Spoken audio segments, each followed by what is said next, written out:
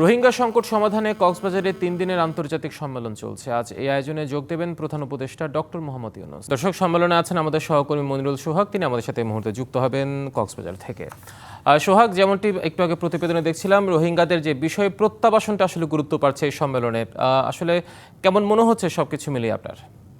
আপনি জানেন যে গত প্রায় 8 বছর ধরে রোহিঙ্গাদের এই বাংলাদেশে যে আশ্রয়স্থল রোহিঙ্গা ক্যাম্পগুলো, সেখানে তাদের যে অবস্থান এবং তাদেরকে এই লম্বা সময় ধরে ব্যবস্থাপনা এবং তাদেরকে ফিরিয়ে দেওয়ার যে চেষ্টা বাংলাদেশের, এবং রোহিঙ্গাদেরও ফিরে যাওয়ার যে আকুতি বা চেষ্টা নিজ মাতৃভূমিতে, সেটি নিয়ে কিন্তু আসলে আন্তর্জাতিক মহল থেকে শুরু করে বিভিন্ন মহল আসলে সেই জায়গাটিতে সবচেয়ে বেশি গুরুত্ব দিচ্ছে। তবে এর মধ্যে আসলে মিয়ানমারের যে পরিস্থিতি, সেই পরিস্থিতিকে সেখানে প্রত্যাবাসনের জন্য উপযুক্ত পরিবেশ তৈরি করা, সে কারণেই কিন্তু মূলত সেখানে সবচেয়ে বেশি জোর দিচ্ছে আন্তর্জাতিক সংস্থাগুলো এবং বিভিন্ন মহল, এবং সেই বিষয়টি কিন্তু আলোচনায় আসছে যে, এবং রোহিঙ্গা যারা রয়েছেন তারা মূলত সেখানে কিভাবে ফেরত যাবেন এবং ফেরত যাওয়ার প্রক্রিয়াটা কি হবে, এবং সরকার আসলে কি কি পরিবেশ তাদেরকে তৈরি করে দিতে পারেন, এই বিষয়গুলো নিয়ে গতকালকেই কিন্তু এই সেমিনারটি শুরু হয়েছে। এবং আজকে যেটি আনুষ্ঠানিক উদ্বোধন করবেন প্রধান উপদেষ্টা ডক্টর মোহাম্মদ ইউনূস। আমাদের সাথে রয়েছেন প্রধান উপদেষ্টা ডেপুটি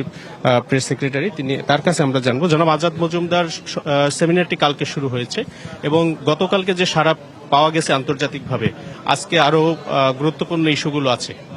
সরকার আসলে কি প্রত্যাশা করছে এরকম একটি সেমিনার, এবং রোহিঙ্গাদের প্রত্যাবাসনের বিষয়ে কতটুকু আশাবাদী? সরকারের মূল লক্ষ্যটা হচ্ছে রোহিঙ্গা প্রত্যাবাসনে বৈশ্বিক জনমত গঠন করা, এবং এইটা আপনি বলতে পারেন যে এটা আবার নতুন করে এই ইস্যুটা আলোচনায় নিয়ে এসে যাতে করে অন্যান্য স্টেক হোল্ডার যারা আছে তাদেরকেও এই প্রক্রিয়ার সাথে সম্পৃক্ত করা যায়, সেই উদ্দেশ্যেই এই কনফারেন্সগুলো আয়োজন করা হচ্ছে। আমরা আশা করি যে এই যে আগামী 3টা, এটা সহ আরও 2টো কনফারেন্স সামনে আছে, এই কনফারেন্সগুলো আয়োজন করা গেলে এই বিষয়ে আবার একটা জনমত তৈরি হবে, এবং মায়ানমারে শান্তি ফিরে আসলে দ্রুতই রোহিঙ্গা প্রত্যাবাসন শুরু করা সম্ভব হবে। ওয়ালটন এখন দেশের সীমানা পেরিয়ে পৌঁছে গিয়েছে 50টিরও বেশি দেশে। ওয়ালটন, ঘরে ঘরে বিশ্বজুড়ে। জাতিসংঘের সাধারণ অধিবেশনের সাইডলাইনে রোহিঙ্গা ইস্যু নিয়ে বড় বৈঠকের আয়োজন রয়েছে। এরই মধ্যে 100টির বেশি দেশ সেখানে অংশ নেওয়ার কথা। আমরা কি সেই সম্মেলন থেকে বড় কিছু আশা করতে পারি কিনা, বা রোহিঙ্গারা আশাবাদী হতে পারে?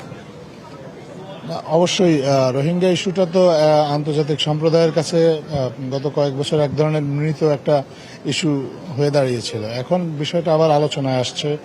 জাতিসংঘ যে সাধারণ পরিষদের অধিবেশনের পরে যে সম্মেলনটা হবে, সেখানে আমরা আশা করছি যে 170টা দেশের প্রতিনিধিরা সেখানে অংশ নেবেন এবং তারা এটা নিয়ে আলোচনা করবেন। শুধু জাতিসংঘের সাধারণ পরিষদ নয়, আমাদের সরকারের পক্ষ থেকে আসিয়ানকেও সম্পৃক্ত করার একটা উদ্যোগ নেওয়া হয়েছে। আপনি জানেন যে কিছুদিন আগে মাননীয় প্রধান উপদেষ্টা মালয়েশিয়া সফর করেছেন, সেখানে আসিয়ানের ভূমিকা নিয়ে কথা বলেছেন। আসিয়ান যাতে এই বিষয়ে উদ্যোগী হয় সেটা আপনারা দেখেছেন। আসিয়ান থেকেও একটা ইতিবাচক বার্তা দেওয়া হয়েছে। এখন গ্লোবাল পিস মেকার হিসেবে কাতার একটা ভূমিকা পালন করছে বিশ্বে। তারাও রোহিঙ্গা বিষয়ে আসলে তাদের একটা ভূমিকা রাখার আগ্রহ ব্যক্ত করেছে, তো তাদেরকেও সেই প্রক্রিয়ায় সম্পৃক্ত করা হচ্ছে। তো যারা এই রোহিঙ্গা ইস্যুর সাথে আসলে গ্লোবাল প্লেয়ার আমরা বলতে পারি, যারা ইনভলভ, প্রত্যেককে সম্পৃক্ত করে এই সমস্যাটা সমাধান করা হচ্ছে। কারণ এটা বাংলাদেশের একার পক্ষে এই সমস্যাটা সমাধান করা সম্ভব না। এটা যদিও অনেকবার বলা হয়েছে এটা অভ্যন্তরীণ সমস্যা বাংলাদেশ এবং মায়ানমারের, কিন্তু আসলে আমাদের পক্ষ থেকে আমরা বারবারই বলে এসেছি যে এই সমস্যাটা বৈশ্বিকভাবে সমাধান করতে হবে, এবং সেই বিষয়েই বর্তমান সরকারের পক্ষ থেকে উদ্যোগ নেওয়া হয়েছে। জি, ধন্যবাদ আপনাকে। অর্থাৎ দর্শক, আপনারা শুনলেন, নিশ্চয়ই এই রোহিঙ্গা সমস্যা যেটি রয়েছে সেটি সমাধান হোক।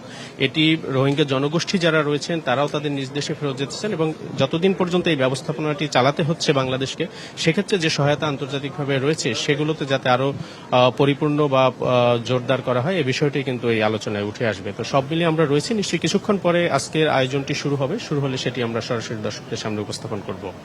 সোহাগ, ধন্যবাদ আপনাকে।